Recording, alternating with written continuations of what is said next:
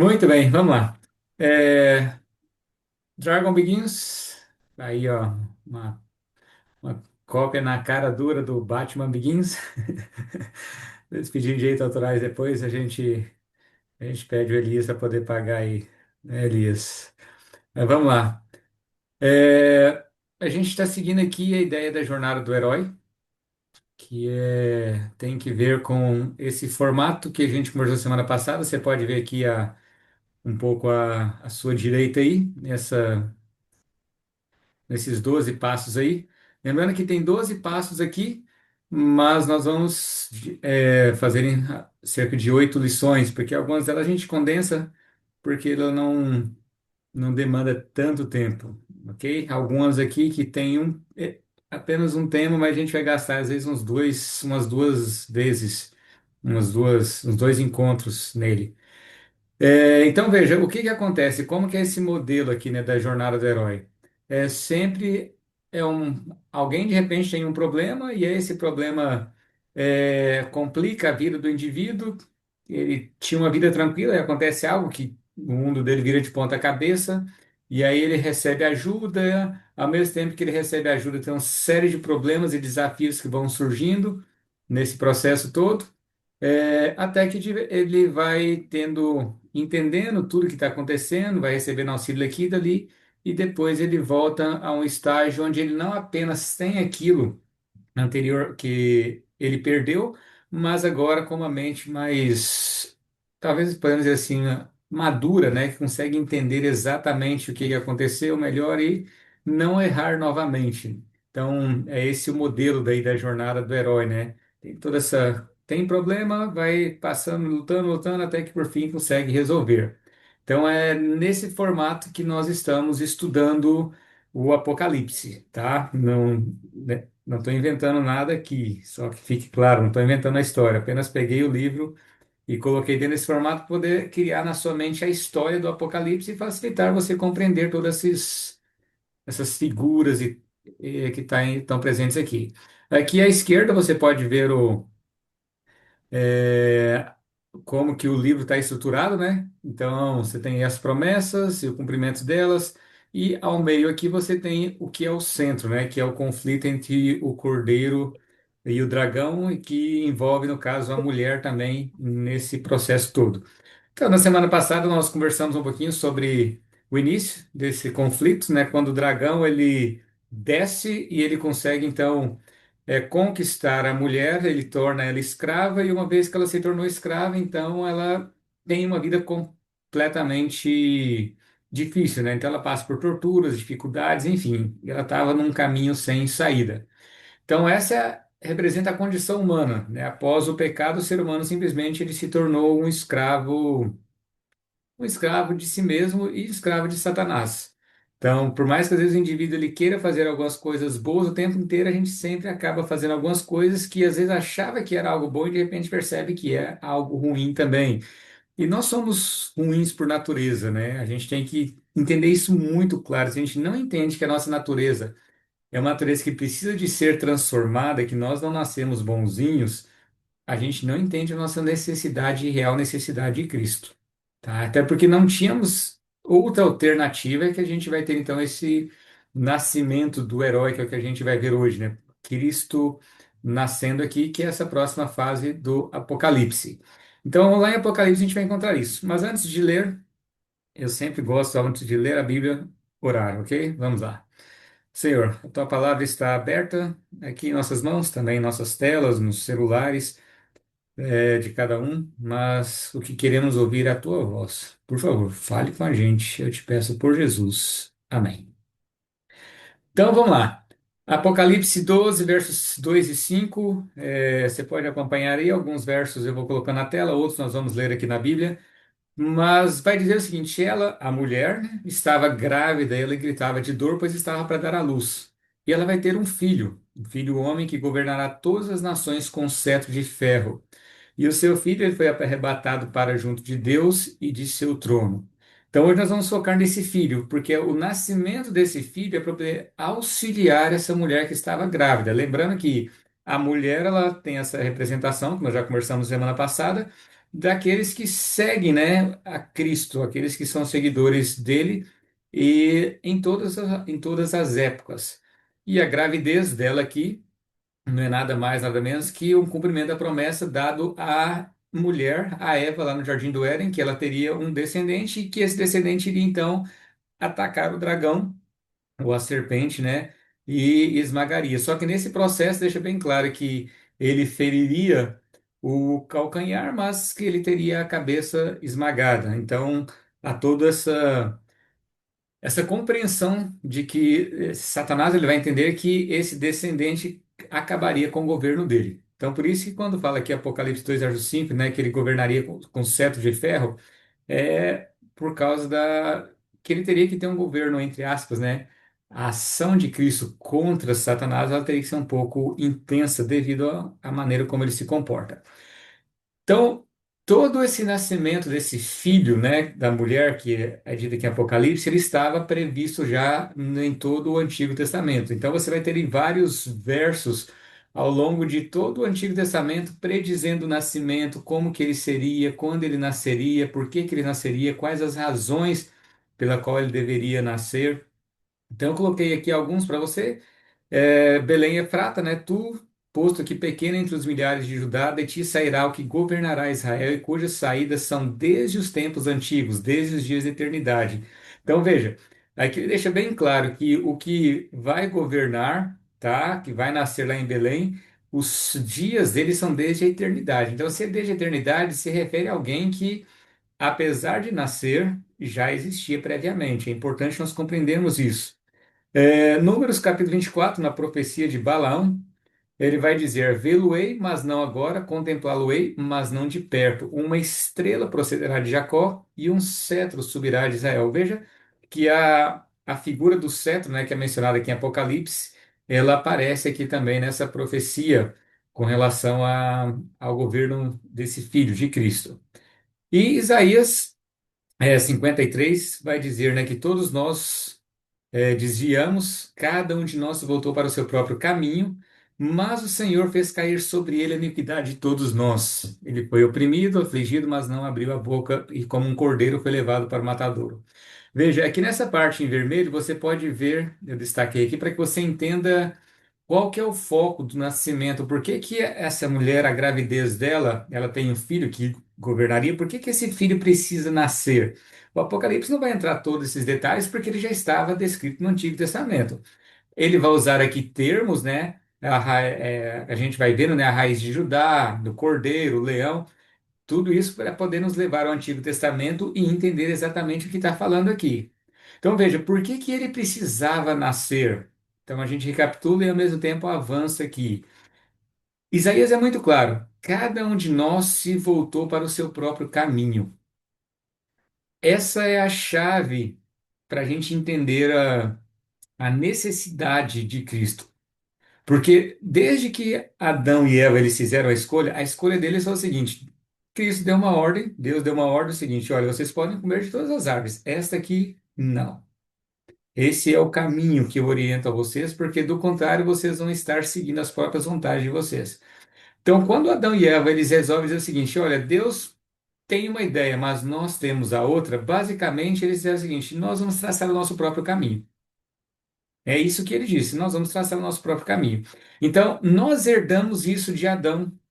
Nós sempre procuramos fazer a nossa própria vontade, voltar para o nosso próprio caminho, fazer as coisas do nosso jeito. Nós queremos ser o centro. Então, precisamos tomar um pouco de cuidado com relação a isso, porque é justamente disso que Cristo veio para poder nos ajudar. É nos ajudar a nos mostrar que nós precisamos seguir o caminho dele e não o nosso. Porque, veja, quando nós precisamos de ter em algo em que se firmar, o ser humano ele precisa disso. É no compararmos com algo é que nós entendemos o que ou quem nós somos. Então, basicamente, o ser humano, quando nós pensamos em origem, entendermos a nossa origem nos ajuda a entender por que que nós existimos. Então, se eu te mostro um objeto que você nunca viu, você vai se perguntar, para que que isso serve? Então, quem vai dizer para quem serve é quem fez esse objeto. Então, Nós, seres humanos, nós temos, desde o pecado, a gente tenta de todas as maneiras encontrar motivos ou razões para poder escolher os nossos próprios caminhos. Mas para a gente escolher os nossos próprios caminhos, a gente precisa ter uma certa dúvida de onde realmente nós viemos, ou como exatamente nós somos e quem realmente é quem nos criou, ou se não fomos criados, e somos um processo de evolução. Então, tudo isso faz com que a gente escolha ou não o nosso próprio caminho. A presença de Cristo é justamente para dizer o seguinte: olha, existe um meio, um caminho, eu sou o caminho. Cristo ele não abre espaço. Por que motivo? Porque qualquer outro caminho, se é que eu posso dizer, não é um caminho, não leva a lugar nenhum, tá? Não, não existe uma saída dele. Então é importante isso, nós nos voltamos para o nosso próprio caminho. Só que veja, Satanás ele é muito astuto. Então, em todo esse processo da gravidez da mulher, né, quando fala que a gravidez é esse processo de preparação para o nascimento de Cristo, ele foi trabalhando para que quando Cristo nascesse, ninguém soubesse quem ele fosse.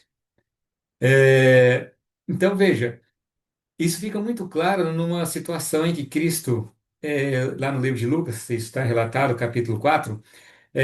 Vocês conhecem bem essa história? Ele pegou o livro de Isaías, ele abriu lá o rolo, né, de Isaías e começou a ler. E ele vai ler ali o capítulo de Isaías, o capítulo 61. Só que veja, eu coloquei na tela aqui para você, você pode acompanhar aí, ele vai dizer, né, que o Espírito do Senhor está sobre mim, ele me ungiu para pregar boas novas aos pobres, ele me enviou para proclamar liberdade aos presos e recuperação da vista aos cegos, e para libertar os oprimidos e proclamar o ano da graça do Senhor.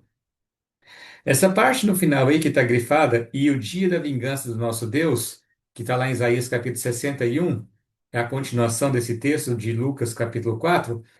Cristo não citou, Jesus não citou esse texto. Ele chegou até aqui, proclamar o ano da graça do Senhor, ponto. Aí Lucas disse que ele fechou o pergaminho e sentou-se. E depois ele começou a discorrer, dizer, olha, hoje se cumpriu isso aqui. E a galera quis apedrejar ele, matar, ficar indignados. Mas veja, Cristo não leu, ele chegou numa parte, deu um ponto final e não leu essa parte final que eu coloquei para você. E o dia da vingança do nosso Deus. Porque veja, Satanás foi trabalhando na mente das pessoas justamente apenas esse ponto aqui, e pegando outras partes também, né, do Antigo Testamento, onde basicamente a ideia é o seguinte: o libertador, o filho da mulher, ele vai vir para poder vingar, vai vir para poder fazer com que toda essa galera que está nos perseguindo, que está acabando com a gente, romanos e gregos ao redor, enfim, todo mundo que um dia avacalhou com a gente, eles vão pagar. É para isso que o Messias vai vir. Ele vai vir para poder justamente fazer com que essa galera pague, vai nos colocar no centro de tudo. Nós vamos governar e nós vamos mandar nesse mundo. Então, nós vamos ser libertos do imperador romano, vamos ser libertos dessa galera toda. Então, veja, a ideia deles era de um Cristo revolucionário, de que iria revolucionar todo o aspecto social, político da época. Enfim, essa era a ideia deles. Aliás, abri um parênteses. Essa ideia voltou com força de um tempo para cá, né? Essa ideia de Jesus revolucionário, isso e aquilo. Galera, cuidado, Jesus não nasceu para poder fazer revolução nenhuma. A única revolução que ele precisa fazer é dentro do nosso coração. Aqui tem que mudar, realmente tem que arrancar tudo, tirar o coração de pedra e colocar um coração de carne, porque aqui não presta nada. Mas veja, não é nem a revolução que eu falo assim, não é nem arrumar, é arrancar o que está aqui e colocar outra coisa, porque o que tem aqui não presta. Mas o foco dele não é foco político, não é foco de revolução. Então, essas ideias de um Jesus revolucionário aí não vai nessa, porque ele veio para nos libertar de uma coisa, nos ensinar o caminho dele. Então, tem muita ideologia aí dizendo que esse é o caminho, andai por ele. Cuidado, não vai por essas ideias que não vai chegar a lugar nenhum. E os próprios discípulos, né, quando Jesus ele vai morre ali, eles, no capítulo de Lucas, capítulo 24. Eu coloquei uma parte aqui, você pode ler ali todo esse capítulo. Eles estão discutindo no caminho, Jesus se aproxima deles, né? E aí pergunta: o que que vocês estão conversando, né? E aí ele vai, né? Cleopas fala assim: olha, por acaso você é o único em Jerusalém que não, não tá por fora? Onde você andava, que você não viu o que está acontecendo aqui, né? E aí Jesus, na paciência dele, ele pergunta: que coisas? E aí ele falou assim: o que aconteceu com Jesus de Nazaré? Nós esperávamos que era ele que ia trazer a redenção a Israel, mas ele morreu e tudo. Tudo bem, e o texto continua dizendo, né? Até ouvimos as mulheres dizer que ele ressuscitou e tudo. Veja, eles estavam tão cegos nessa ideia de um Cristo revolucionário que, por mais que Jesus tivesse andado entre eles, eles não conseguiam compreender plenamente o papel dele. Então, Satanás ele conseguiu fazer bem essa, como é que fala? Destruir mesmo a ideia de que da razão do nascimento de Cristo. Por que que essa mulher teria um filho e qual que seria o papel dele, tá? Então vamos lá, continuar avançando aqui. Então qual que é o papel de Cristo? Reforçando e relembrando aqui. Tem alguns textos aí, Coríntios, Romanos, João, vai deixar isso muito claro, Gálatas, enfim, são vários textos. Eu não coloco todos os textos aqui, tá, gente?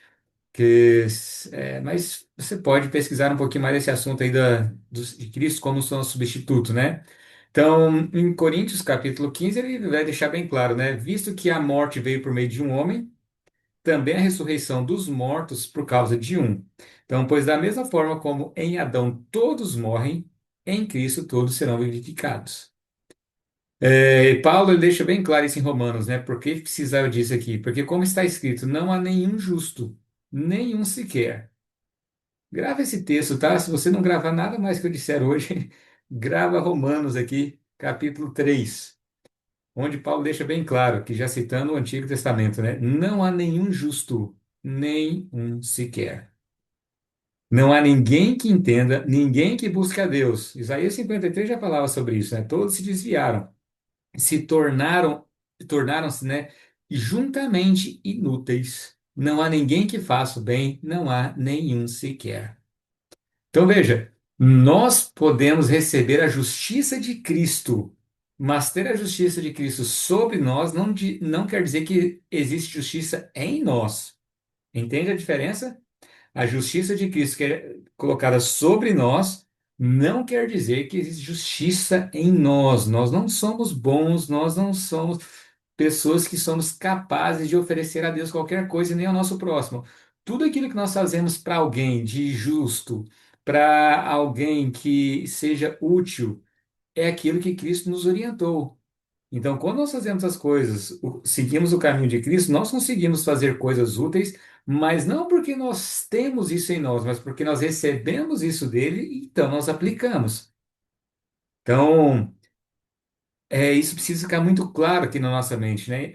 Então, o que que acontece? Como nós estávamos nessa condição, aqueles que recebem o filho, né, quando ele nasce e ele é arrebatado, né, ele sobe aos céus depois. Então, deixa bem claro, João, todo o capítulo 1 de João é uma referência com relação a isso, né? No princípio era o Verbo estava com Deus e o Verbo era Deus.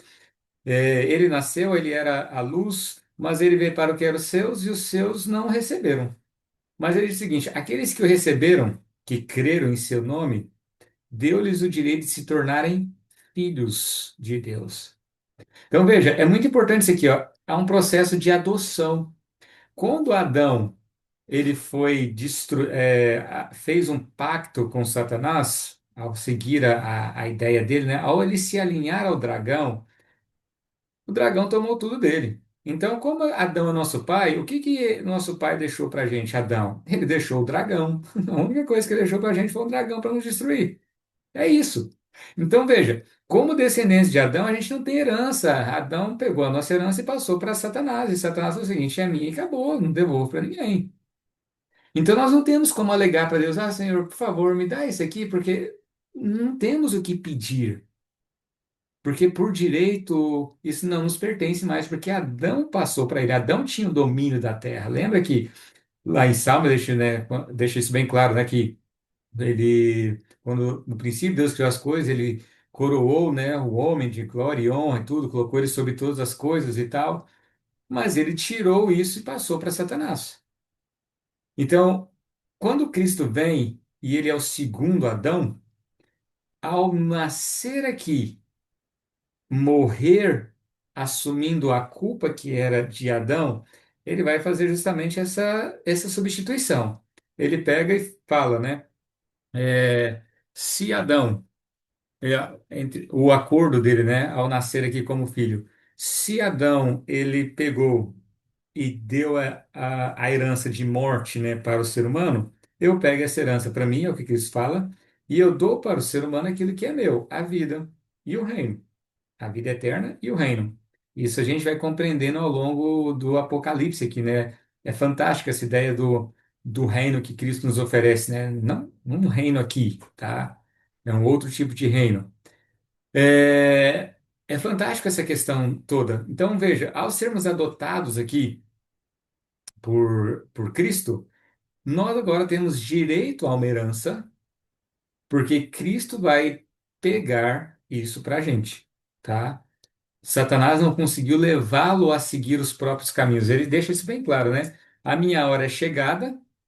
E ele e o príncipe deste mundo, né, ele fala, não tem nada em mim. E não tinha. Então, como ele não tinha nada nele e Cristo, ele era humano e ao mesmo tempo divino, a gente já estudou um pouco esse processo. Eu creio que talvez isso seja claro, não estou entrando nesses detalhes aqui, mas se ficar alguma dúvida, você pode perguntar aí que a gente entra um pouquinho mais nesse assunto depois de substituição, tá? Eu estou partindo do pressuposto que alguns assuntos já são meio compreendidos, apesar de pincelar aqui e ali. Então, com isso, nós recebemos então de volta o direito à herança por meio de sermos adotados por Cristo. Então, veja, eu só posso ter direito a algo quando eu aceito a Cristo, porque aí ele então, como substituto, ele vai me dar essa herança. Então, é isso que precisa compreender. Essa mulher está grávida porque ela precisa de ter um filho, para que esse filho, então, não falhe e ele seja fiel aonde eles falharam. Então, com a fidelidade dele, ele vai recuperar essa questão. Então, quando ele recupera isso, Cristo então vai retornar ao céu. Veja aqui que ele fala, né, Apocalipse capítulo 12, 5, ele vai dizer aqui que o seu filho foi arrebatado para junto de Deus e de seu trono. Então, Cristo vive aqui, ele foi fiel em todas as coisas, ele morre, ele vai ressuscitar, em princípio, os discípulos ficaram meio assim, puxa vida, ele morreu, vamos voltar a pescar. Há um desânimo, uma tristeza, meio que se conformam que a coisa estava complicada. Mas com a ressurreição de Cristo, as coisas mudam de figura. E aí ele vai agora retornar ao céu e justamente enviar o auxílio, né? E começar esse processo de instauração do reino, né? Ele falou, o reino dele é chegado. Lembra que o reino de Deus ele chegou, mas ele não foi completamente instaurado ainda, porque é todo um processo de anúncio. Ele conquista o reino, mas ele não pode tomar esse reino sem antes dar a oportunidade de cada um entender e fazer a sua escolha. E esse processo tem se arrastado aí por muito tempo por causa da nossa infidelidade. Então, o capítulo 4 e 5 de Apocalipse, ele vai apresentar justamente esse processo aqui. Quando Cristo ele vai morrer, vai ressuscitar e subir aos céus, então tem acontecimento, o que acontece é o que está descrito no Apocalipse capítulo 4 e 5, tá? Então, Apocalipse 4 e 5 ele vai apresentar aqui a visão do trono. Então, lembra, o filho foi arrebatado para o trono, então João ele sobe e vê um trono no céu. Então, no capítulo 4 aqui, você pode pegar a sua Bíblia aí, se quiser olhando alguns versos, eu não coloquei todos aqui, apenas alguns. Então, eu vou citar alguns aqui, se você tiver com a sua Bíblia, o seu celular aí, no capítulo 4. João ele vai dizer aqui, né, no capítulo 4, verso 2: Eu olhei então, vi um trono no céu, e esse que se acha sentado nele é semelhante no aspecto à pedra de jaspe, de sardônio, e aí ele vai descrever, né, toda uma coisa fantástica aqui nesse trono, né? Saem relâmpagos, vozes, trovões, tem 7 tochas aqui, ele fala no verso 5. Há diante do trono como um mar de vidro, e ele vai descrevendo tudo isso aqui. Ele então descreve esses seres viventes que estão ali ao redor do trono e tudo. O verso 9, esses seres viventes dão honra e glórias e ações de graças a esse ser que está sentado no trono. E no final do capítulo 4, verso 11, ele diz que tu és digno, Senhor e Deus nosso, de receber a glória, a honra e o poder, porque todas as coisas tu criaste, sim, por causa da tua vontade vieram a existir e foram criadas. Então, João está vendo essa cena.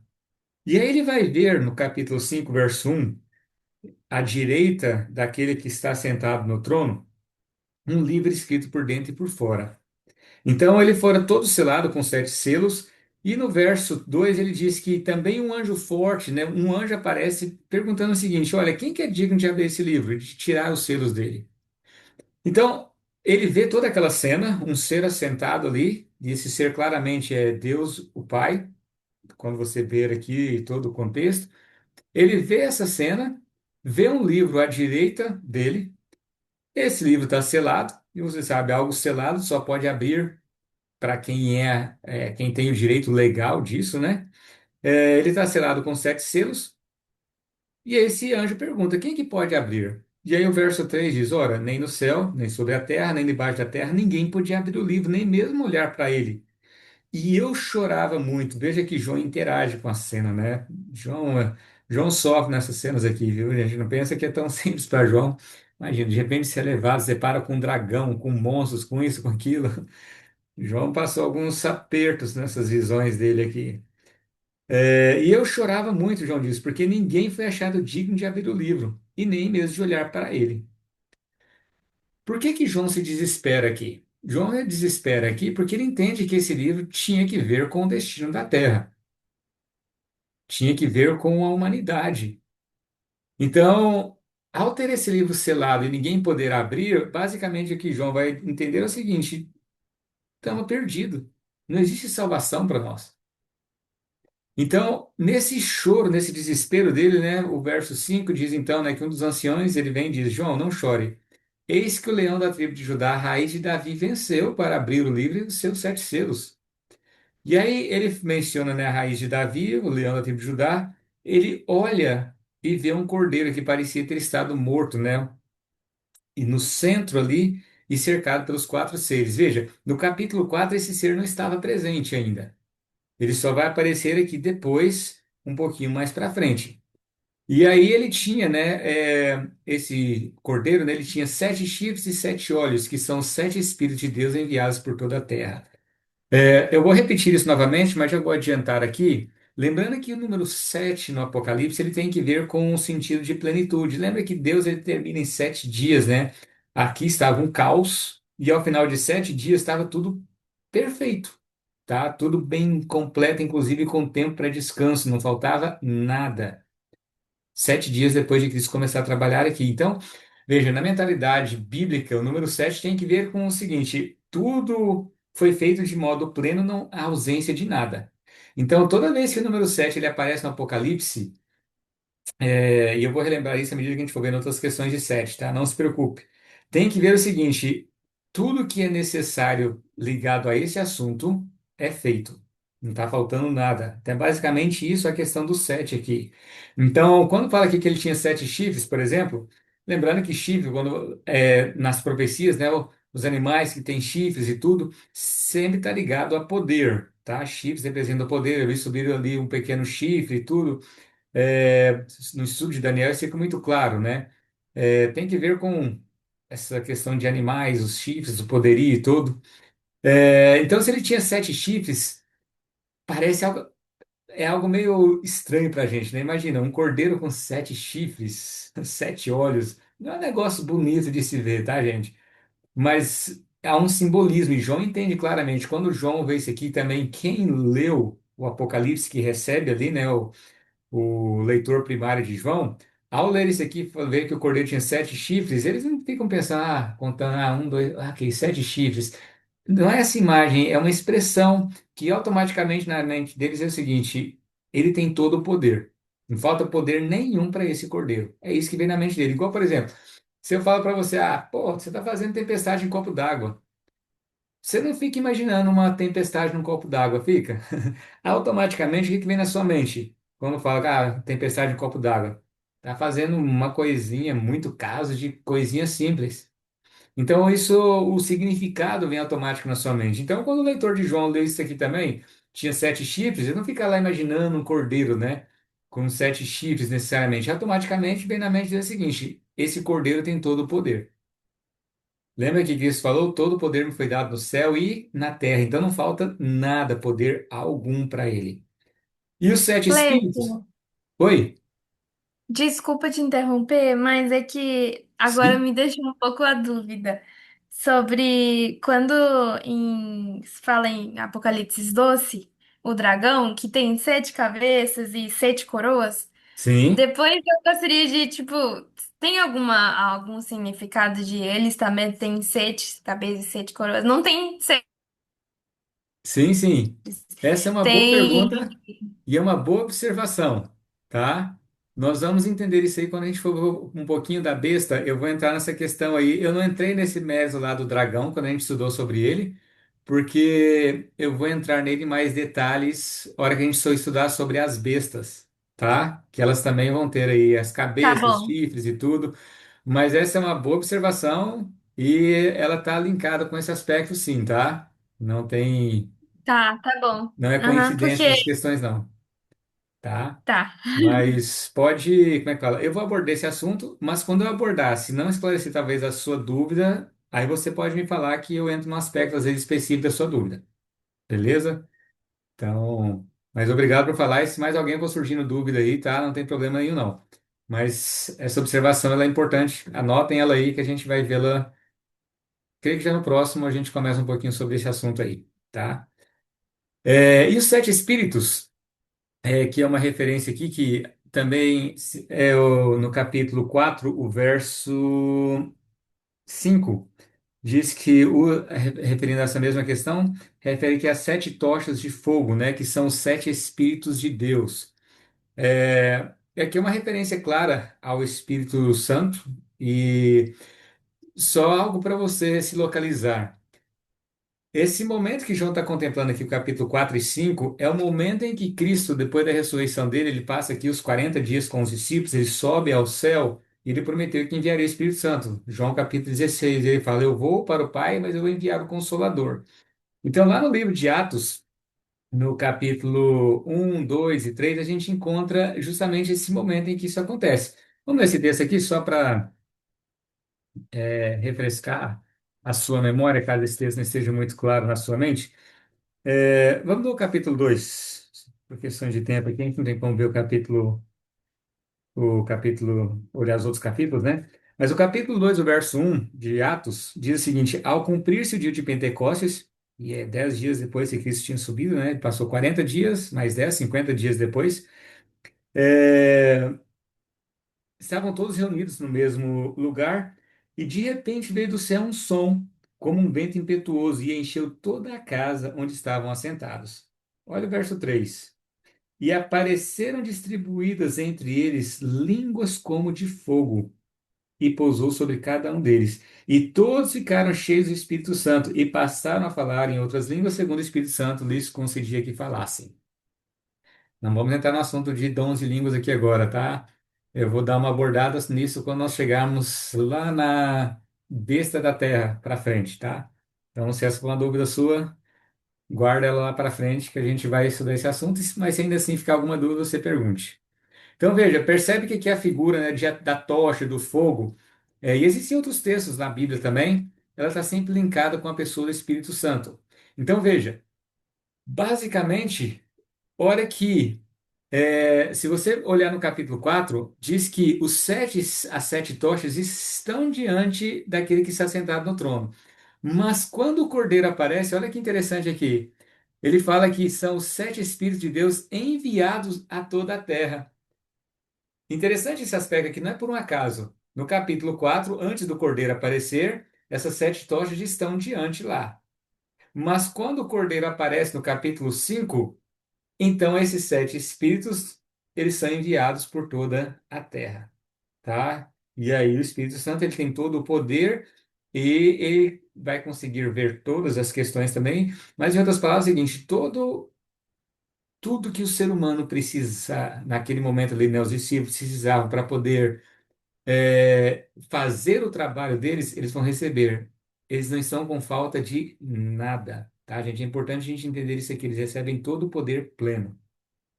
E aí, os seres ali no capítulo 5 eles vão e dizem, né, muito claro: Tu és digno de receber o livro, não é porque você é Deus. É muito interessante a canção aqui. Tu és digno de receber o livro, de abrir os seus selos, porque você foi morto. e com teu sangue você então compra para Deus os homens de toda tribo, língua e nação. E tu os constituísse reino e sacerdotes para o nosso Deus, e eles reinarão sobre a terra.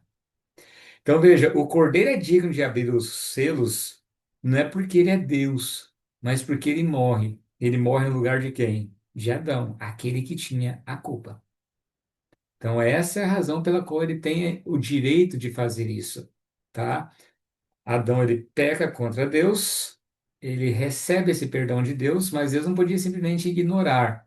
O preço tinha que ser pago com relação a esse aspecto aí, tá? E aí, por causa dessa morte dele, então, com lembrando que a maneira como Cristo conquista o reino aqui é morrendo, não é matando. Isso precisa ficar claro na nossa mente aqui. Ele não vai conquistar o reino matando, ele vai conquistar o reino morrendo.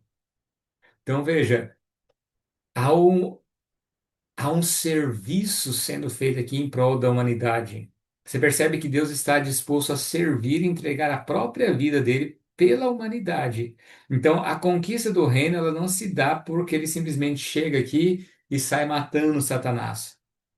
Essa conquista do reino, ela vai se dar pelo serviço. E por que que isso foi conquistado com a morte de Cristo? Com a morte, ele vai assumir a culpa, mas ao mesmo tempo, com a morte dele, ele vai dar ao ser humano ou ele vai mostrar para nós seres humanos, né, esse aspecto do serviço que ele está disposto a oferecer.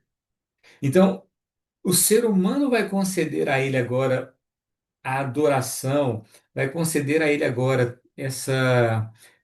o reino, né, se eu posso dizer assim, o coração dele, consequentemente, dizer pode reinar sobre nós, é porque o ser humano agora não tem nenhuma dúvida mais daquilo que Deus é capaz de fazer e de que Deus é disposto a servir.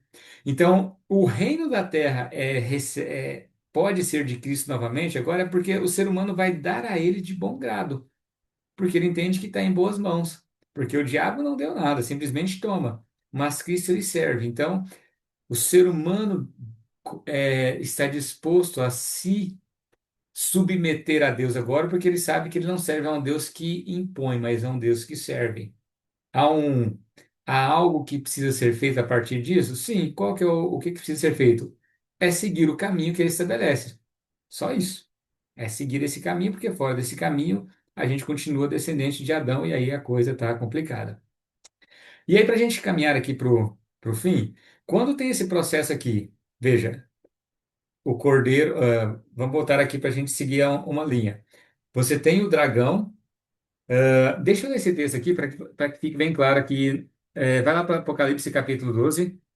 Deixa eu ler esse texto aqui para que você consiga compreender e não criar confusão no que a gente vai ver agora, que às vezes há uma confusão na nossa mente aqui. João no capítulo 12, ele vai ver aqui, né? é, o verso 3. Preste atenção aqui. Viu-se também outro sinal no céu, e eis um dragão grande e vermelho, com 7 cabeças, 10 chifres, e nas cabeças 7 diademas. Verso 4. A sua cauda arrastava a terça parte das estrelas do céu, as quais lançou para a terra. Então preste atenção nisso aqui. Quando no início aqui a gente viu esse conflito começando entre o dragão e a mulher, você vê que é um dragão, e esse dragão é que arrasta as estrelas, que são os outros, e as estrelas aqui são anjos, né? É, capítulo 1 de Apocalipse deixa isso muito claro. Ele que arrasta os demais anjos para a terra. É importante nós entendermos isso aqui. Quem está arrastando esses anjos para a terra é o dragão. E aí ele vai se deter em frente à mulher, tá? Ele vai se deter em frente à mulher. Então é importante nós entendermos isso aqui. Quem está arrastando os anjos é o dragão.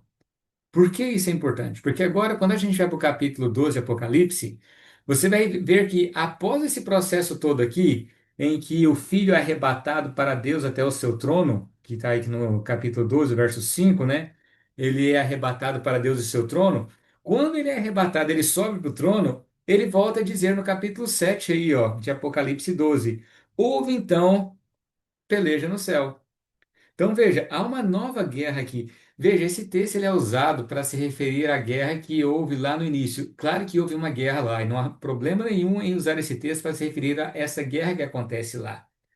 Mas veja, eu preciso entender que o texto aqui ele está mencionando essa guerra em um outro contexto também. Eu posso usar esse texto para dizer que houve uma guerra lá no início? Posso, não tem problema nenhum. Ele serve. Mas quando João menciona aqui nesse contexto, ele está se referindo a essa guerra que acontece quando o filho da mulher nasce, sobe para o trono, e ao ser arrebatado para o trono, para poder reinar, há então essa guerra.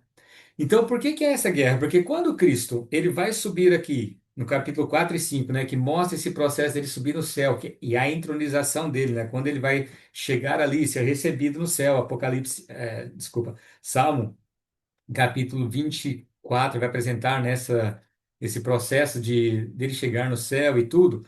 Ao chegar no céu, Cristo ele vai agora assumir um trono. Qual que é o trono que ele vai assumir? Porque ele fala, todo poder me foi dado no céu e na terra. Antes havia, ele podia agir, mas havia restrições, porque ele fala várias vezes, o príncipe deste mundo. Jesus sempre se refere a Satanás como o príncipe deste mundo. Ele reconhece legalmente que ele tem essa prerrogativa, mas depois ele vai dizer, né? E o príncipe desse mundo já está sendo julgado. Então, quando ele morre, ele perde esse direito de ser o príncipe deste mundo.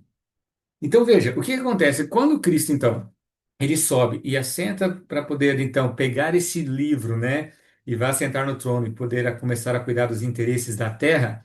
Quem é que vai também fazer a mesma coisa que ele já havia feito lá no passado, que a gente fez no livro de Jó, né? Houve uma reunião e lá estava presente o dragão. Ele chega e fala o seguinte, né? Cristo pergunta para ele, né? O que você está fazendo aqui? Ele fala, vim de rodear a terra, né? Uma expressão é o seguinte, estava passeando na minha fazenda. E aí Cristo pergunta, você viu lá na sua fazenda, né? Na sua terra, o meu servo?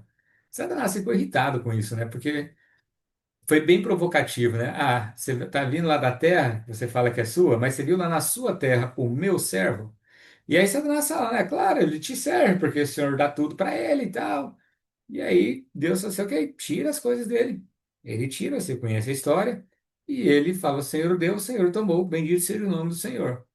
E aí volta de novo lá, ele fala, mas é porque ele está com saúde. Tira a saúde, você vai ver, ele vai virar contra o Chico. Deus, ok, tira a saúde dele. Resultado, ele tirou a saúde, mas Jó continuou como servo. Então, ou seja, aquilo ali envergonhou muito Satanás, né? Porque ele ia lá como esse representante da terra. Mas isso ele perde com a morte de Cristo, porque ele foi expulso, mas ele tinha esse direito, né, de estar presente nessas reuniões como representante da terra, o príncipe daqui. Mas quando Cristo morre, ele se torna agora o representante da terra. Só que Satanás ele não vai deixar isso barato. Ele vai enfrentar neste momento aqui, e aí Apocalipse vai deixar muito claro que nesse momento em que Cristo é entronizado, ele vai então se pelejar. E aí o verso, capítulo 7, desculpa, capítulo 12, verso 7 em diante, vai deixar, né, que houve então uma guerra no céu, Miguel e os seus anjos lutaram contra o dragão. Só que o grande dragão, que é a antiga serpente, né, ele foi lançado fora. Ele e os seus anjos, agora preste atenção no verso 9, foram lançados à terra. Agora que é muito claro que no início, quem traz eles é o próprio dragão que traz esses anjos para a terra. É importante nós entendermos isso, porque senão é como o seguinte: Deus expulsou o diabo do céu e mandou ele para a terra, ou seja, lascou com a gente. Deus não mandou o diabo para a terra. Ele conseguiu espaço aqui porque o homem convidou ele. Mas agora, quando Cristo reconquista aqui, ele vai então, vai lançá-lo para a terra e diz o seguinte: é lá que você vai ficar, porque agora você não tem mais direito legal de representar nada, e lá você vai ter o seu processo de julgamento. E aí o verso 12, né, vai dizer o seguinte: olha, portanto, celebrem aos céus e os que nele habitam, porque agora vocês não vão ser mais incomodados pelo dragão. Mas ai da terra e do mar, pois o diabo desceu até vocês. Ele está cheio de fúria, pois sabe que lhe resta pouco tempo. Então, veja, ele entende claramente que agora ele ia ser destruído. Isso não acontece quando ele é expulso lá no princípio.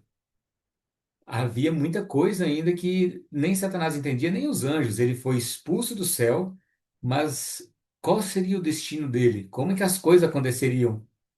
Tava tudo meio no ar ainda, tá? Ele não foi destruído, vai ser destruído, quando vai ser? Então esse é um processo que vai sendo pouco a pouco revelado, tá? Então ele é expulso e ele vem para a Terra porque ele sabe que tem pouco tempo. E aí quando ele chega aqui, né, Apocalipse 12 vai dizer o seguinte: ele então vai se voltar contra a mulher para poder persegui-la. E por que que ele vai então se voltar contra a mulher aqui, né? Ele vai se voltar contra a mulher. Olha aí esse quadro aí para você entender como nós estamos aí. Porque ao chegar ao céu, Cristo envia um poder especial para a mulher, para os seus seguidores, que é o Espírito Santo. Então, com esse poder, ele vai começar a atacar o reino do dragão.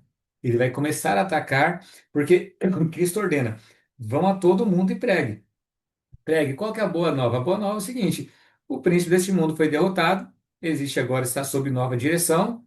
E há um convite. Vocês podem escolher permanecer junto com ele, ou vocês podem aceitar agora essa nova direção e terem a vida eterna. Mas esse mundo ele vai ser destruído e refeito juntamente com aquele que o tomou e aqueles que permanecerem ao lado dele. Então, cada um tem essa escolha. Então, veja, o que o diabo não quer agora, o que o dragão não quer, é que a mulher avise as pessoas, porque ele sabe que quanto mais pessoas serem avisadas, mais terreno ele perde. E a grande indignação dele é a seguinte: eu não consegui atacar, não consegui destruir Cristo, eu vou atacar os filhos e vou destruí-los e vou matá-los. Então, com esse poder que é enviado para o ser humano para poder pregar o evangelho, o reino dele começa a ser atacado. Então, quando o reino dele começa a ser atacado, ele vai dizer: eu não vou deixar isso barato. Posso ter perdido alguma coisa, mas eu não vou morrer sem levar uma galera junto comigo. E aí é quando então vai começar todo um processo agora em que o dragão vai se levantar contra a mulher, começar a persegui-la, e aí vai levantar aliados, e esses aí são os temas, é tema do nosso próximo estudo, ok? Então, Uhum. quando Cristo envia o poder e começa então a ter esse ataque ao reino do dragão, ele não vai deixar barato. Ele vai se levantar para poder então garantir o controle dele sobre a humanidade, beleza?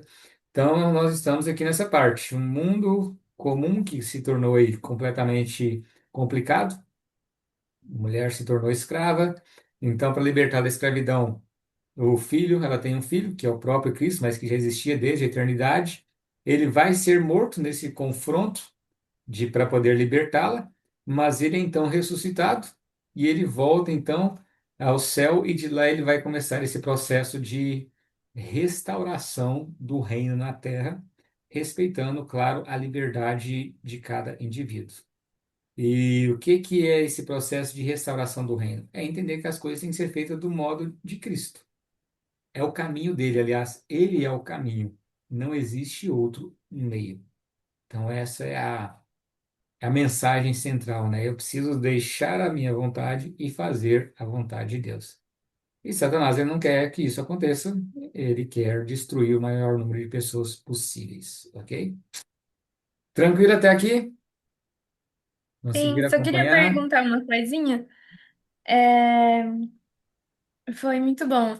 Agora que eu tava te acompanhando e lendo, então, se não entendi errado, os Satanás e os seus anjos foram jogados assim, destituidamente mesmo do céu quando Jesus morreu e na cruz e ganhou a batalha.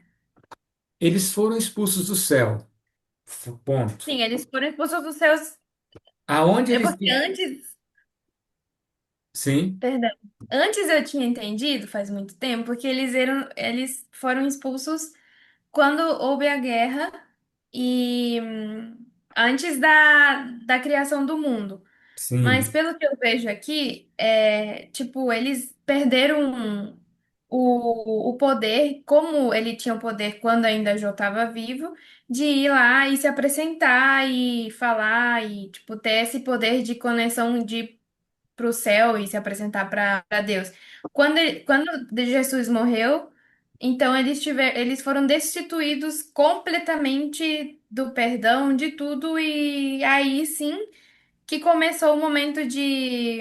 É uma pergunta e não sei se eu tô entendendo certo. Sim, sim. Não, É, eu entendi a sua dúvida. Deixa eu esclarecer aham, aqui, pode falar. porque para não ficar confuso, né? Porque é um assunto extenso, então a gente vai tentando resumir algumas partes, aí fica alguns gaps, pode ficar alguma dúvida mesmo. Então veja, Satanás ele foi expulso do céu, junto com os anjos dele. Ponto. Aonde ele ficou? Não sei, ok? Ele foi No expulso do começo. céu, isso. Mas aonde ele ficou, para onde ele foi, não sabemos. Tá? Isso aí a Bíblia ela não entra nesses detalhes. Ponto. Desse mesmo processo, a gente não sabe exatamente a ordem cronológica, assim, como que estava, o processo de criação da Terra está acontecendo. Então, ou seja, a Terra também, em todo esse processo de briga no céu e criação da Terra e tudo, a Terra ela foi criada. Então, Satanás, ele vê uma oportunidade de falar o seguinte, eu preciso de um lugar, eu preciso me estabelecer em algum local. E ele tinha essa liberdade de vender as ideias dele, porque ainda não estava muito claro para o universo realmente quem ele era. Porque ele simplesmente acusou Deus de querer tudo do jeito dele, que se não fosse do jeito dele, que não dava certo e tudo. E mas Deus não podia destruí-lo. Se Deus destruísse, ele ia simplesmente provar o ponto dele, né? Tá vendo? Ele não aceita ideia diferente e acabou. E aí ia criar mais confusão no universo. Então ele precisava de tempo para expor as ideias dele. Então, se ele foi em outros mundos antes, tentou alguma coisa e a galera não quis dar ouvido a ele, não sabemos. O que sabemos é que quando ele chegou à Terra, aqui ele ganhou espaço e aqui ele montou a base dele. Então, quando ele monta a base dele aqui, ele traz junto os aliados dele. Então, é a partir disso é que Satanás ele tem, e quando eu falo Satanás aqui, eu não sei se os outros anjos, eu falo aqui Satanás na pessoa de Lúcifer, né? Que também não é o nome dele, né? Lúcifer quer dizer, é um termo latim, quer dizer aí, ó, anjo de luz, né?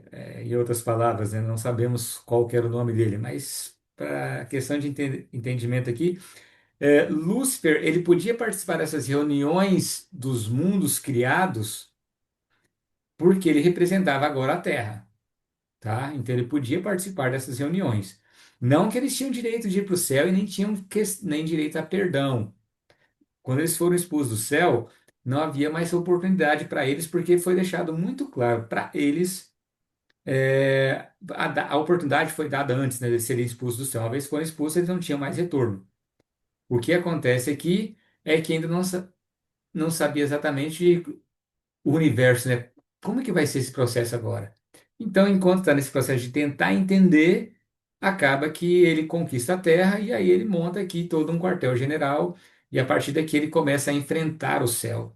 Então, após a morte de Cristo, o que ficou determinado com a ação dele é o seguinte: ele pode ser destruído, porque não havia mais dúvida do que exatamente ele havia se tornado.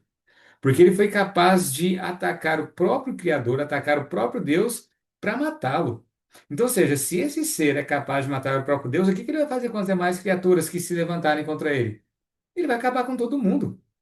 Então, não ficou mais dúvida nenhuma para o universo quando ele vai fazer de tudo para matar o próprio Cristo e garantir que ele não seja ressuscitado, as reais intenções do que ele havia se tornado. Então, por isso que ele foi confinado somente à terra, porque é onde ele tinha estabelecido o reino dele, ele foi confinado apenas aqui, porque ele já não podia mais atormentar ninguém no céu. Tá vendo? Eu sou representante da terra. Ele ia fazer o inferno da vida dos anjos, né? Então, isso ele perdeu com a morte de Cristo. Não que ele tinha a oportunidade de perdão antes, foi expulso do céu, acabou. Com a morte, ficou plenamente exposto para todo o universo quem ele era e não restou dúvida alguma. E aí então é uma questão de tempo agora até ele ser destruído. Ok? Ficou mais claro um pouco agora? Eu não vi se mostrou joinha ou não. Acho que você travou por uns 10 segundos aí.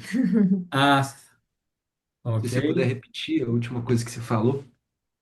ok. Até que parte que vocês ouviram? Ixi. Cadê? Que quando ele derrotou, quando Deus derrotou Aí que não ficou dúvidas de Isso, que Satanás tinha que, tipo, não tinha mais opção, não tinha mais pra ir atrás. Aí essa é era a minha pergunta, tipo, no isso. momento que Com a morte de Jesus Cristo, derrotou ninguém teve ele. mais dúvida de quem realmente era Satanás, porque Sim. ele acusou Deus de ser um tirano. Aí imagina, ele acusa Deus de ser um tirano, aí Deus vai e mata ele. O que que você ia pensar sobre Deus? Hum. Ele é um É tirano. porque sempre falaram sobre que quando Deus morreu, é que já Satanás e seus anjos não tinham mais perdão. Até nesse momento eles poderiam ter se arrependido Não, a morte de ou Cristo não foi não. por eles. A morte de Cristo foi pelo ser humano. Satanás, ele, a partir do momento que ele Hum, foi expulso do céu, foi expulso. Não, não existia é um projeto de redenção para eles, porque eles já viviam com o próprio Deus. hum, Eles foram alertados. E isso deixa muito claro, né? Porque o texto de Isaías ele fala o seguinte: pela multiplicação do teu comércio, você se corrompeu e pecaste. Então, veja, não havia nenhum pecado enquanto ele estava lá questionando. O problema foi que, à medida que ele foi fazendo isso, e aí ele foi ganhando mais espaço, espaço, espaço, ele foi enchendo de vaidade, de orgulho, e aí ele resolveu seguir o próprio caminho dele. Só que ele foi alertado. Não tem como você seguir esse caminho, porque, veja, é, vou repetir, não sei se eu já usei essa ilustração, mas se eu usei, vou repetir aqui.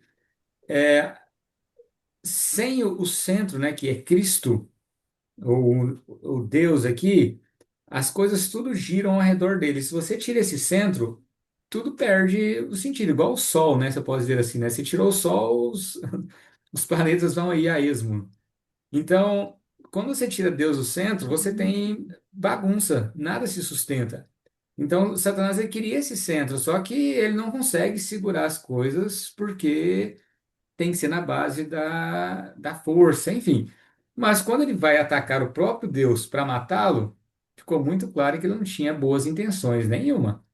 Porque um está disposto a morrer para cuidar, o outro está disposto a matar para poder manter o reino dele.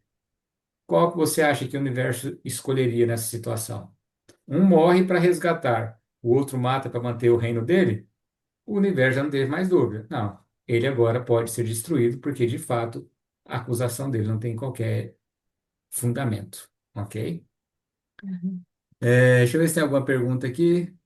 Tendo quando Satanás veio para a Terra, ok? Já é o que nós acabamos de conversar aqui, né? Veio para a Terra após ser expulso do céu, ok? Ficou no universo. O pastor Micael colocou aqui, né? Ficou no universo, eu presumo de fato, em que espaço a gente não se sabe, mas estava em algum, em algum espaço por aí, né? Esse universo é gigantesco. E aí ele focou aqui depois, ok? É, tá, essa de fato é a linha aqui. É, vamos ver aqui, Satanás, essa nada das dúvidas, obrigado. Gente, é isso aí. Não sei se tinha alguma pergunta lá no chat também. Elias e Sula, não vi aqui. Deixa eu ver no grupo aqui. No chat já foram todas as dúvidas? É. Ô, Cleiton, então, a partir do momento que Satanás arrastou, né, os anjos, igual você falou, e eles saíram do céu, eles não tinham mais a oportunidade de voltar para lá. E ponto. Não, eles não Ok. tinham mais Porque oportunidade porque, fica uma dúvida, tipo assim, ai, até sim, na morte de Jesus eles podiam ou não. Jesus aceitava de volta. Então foi interessante, achei legal você falar. A morte de Jesus não foi para os anjos, foi para nossa redenção. A partir do momento que eles isso, saíram, eles não podiam mais voltar. exato. É, eu a minha Deram a chance vida dele. toda, eu acreditei Eu que também. podia se arrepender no momento que Deus morria. Inclusive, não sei, talvez, coisa que a gente vai escutando que às vezes não tá na É. Bíblia, né? Que, tipo, Sim. Satanás sentiu, não sei se tá na história da redenção, ou não sei em algum livro, que ele sentiu vontade de se arrepender em algum momento, mas nunca fez, nunca se arrependeu.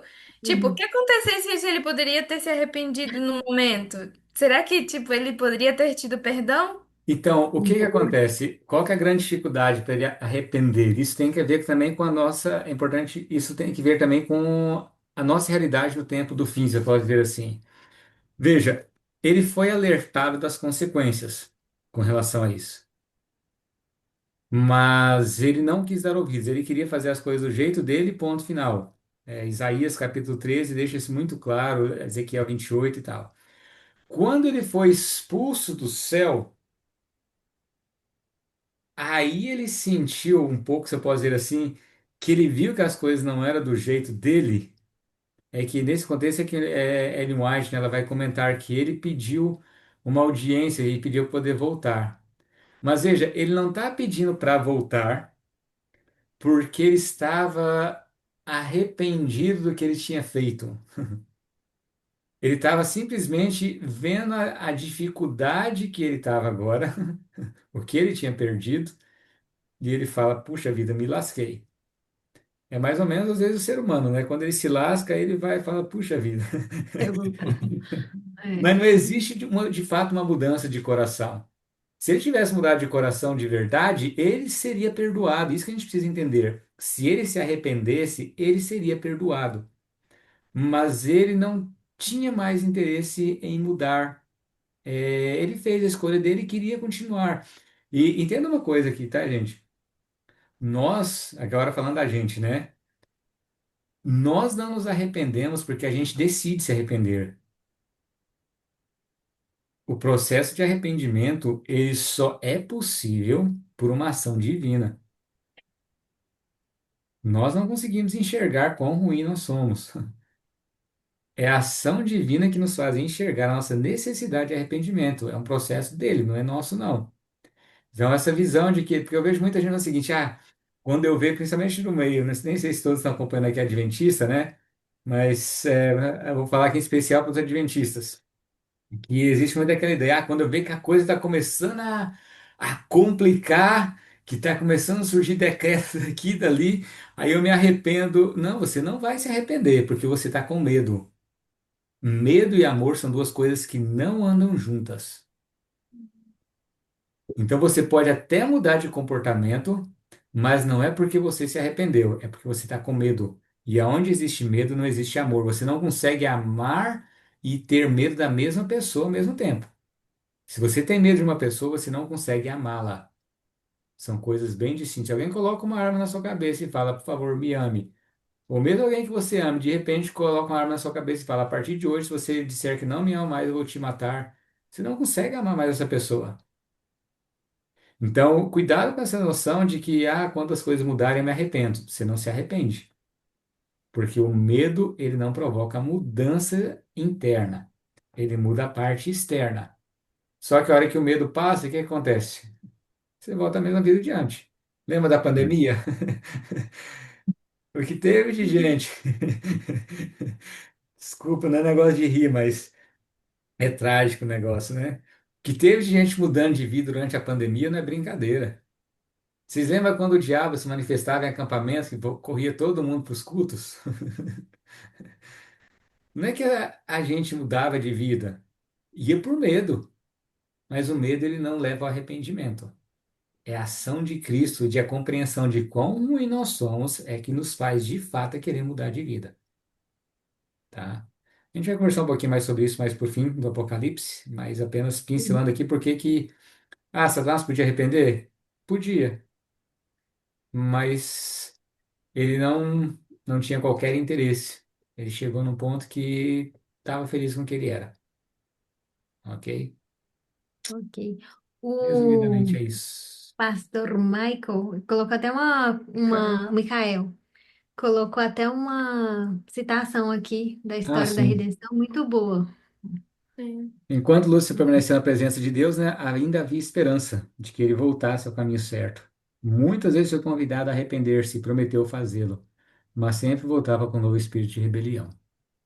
Uhum. Então, Em outro texto também, aqui a gente estava. Que era aquele texto que eu lembrava também, daquela entrevista, não sei o quê, ele foi tremendo para poder pedir ao outro anjo. Então foi com muito medo, Uhum. porque ele tinha perdido todos os direitos no sim, céu.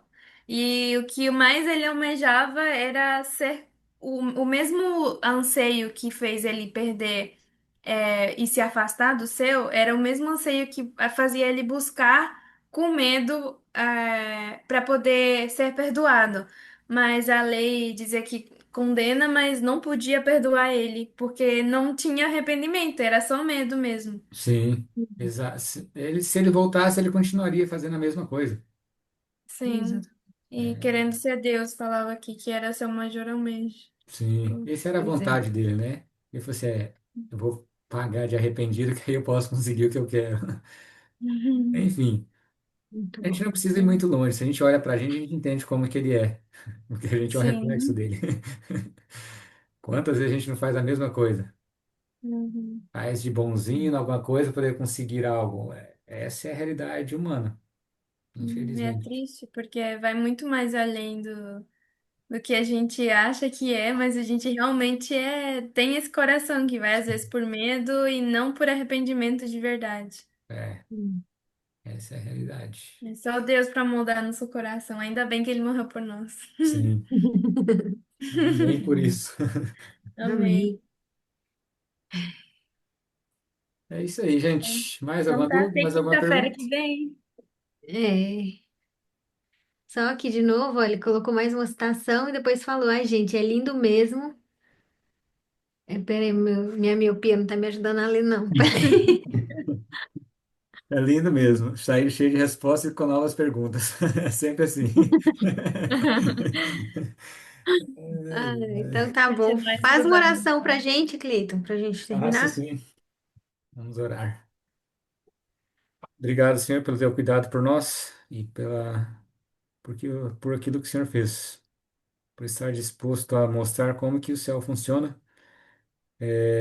É uma disposição para servir, para cuidar, para amparar, não seguindo as próprias vontades, os próprios desejos, mas permitindo que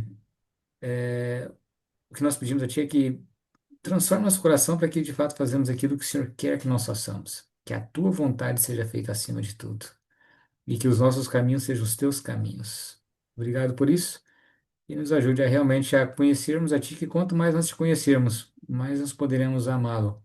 E certamente a nossa vida será transformada. Obrigado por isso, em nome de Jesus. Amém. Hum. Amém. Amém. Amém. Tchau, tchau, pessoal. Até semana que vem. Até. Obrigada. Minha cabeça ficou assim, ó. Ai, Deus Muito abençoe obrigado, vocês Cleiton. aí. Boa Todo noite mundo. aí. Ou bom dia, não sei. Parece que o sol É, tá nascendo aí. Olha isso, dá para ver pela janela, né? Essa época não pois anoitece, é. né? Caraca, que É. beleza. É dia o Muito tempo Um obrigada. abraço, inteiro. gente. Até semana que vem. Amém. Tchau, Tchau. tchau.